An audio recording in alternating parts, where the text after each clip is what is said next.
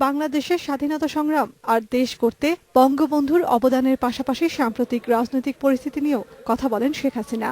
কথা বলেন সংসদের উপর টিআইবি গবেষণার প্রতিবেদন নিয়েও। সংস্থাটির সমালোচনা করে প্রধানমন্ত্রী বলেন, নবম সংসদে বিরোধী দলের অংশগ্রহণ ছিল নামে মাত্র। তাদের জন্য সহানুভূতি দেখানোর মানে হয় না। তাদের কান্নাকাটি ওই জঙ্গিবাদ, সন্ত্রাসী, স্বাধীনতা বিরোধী তাদের জন্য। তাদেরকে আবার কেন পার্লামেন্টে আনা হবে না, তাদেরকে আবার নির্বাচনে আনা, তাদেরকে হয়তো মনের ভিতর এটাই আছে আবার ক্ষমতায় আনা, এই কান্নাই অনেকে কেঁদে যাচ্ছেন।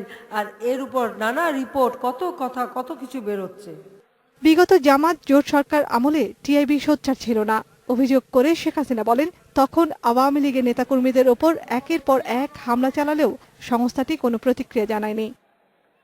তাদের তখন মনে হচ্ছে তাদের চেতনাটা তখন অসাড় হয়ে গিয়েছিল, তাদের জ্ঞান বুদ্ধি সব লোপ পেয়ে গিয়েছিল। তাদের জ্ঞান বুদ্ধি জাগ্রত হয় যখন আওয়ামী লীগ সরকার গঠন করে, দেশে একটা শান্তিপূর্ণ অবস্থা থাকে। শেখ হাসিনা বলেন, যে যাই বলুক না কেন, বঙ্গবন্ধুর আদর্শ নিয়ে দেশকে সামনের দিকে এগিয়ে নিয়ে যাবে আওয়ামী লীগ।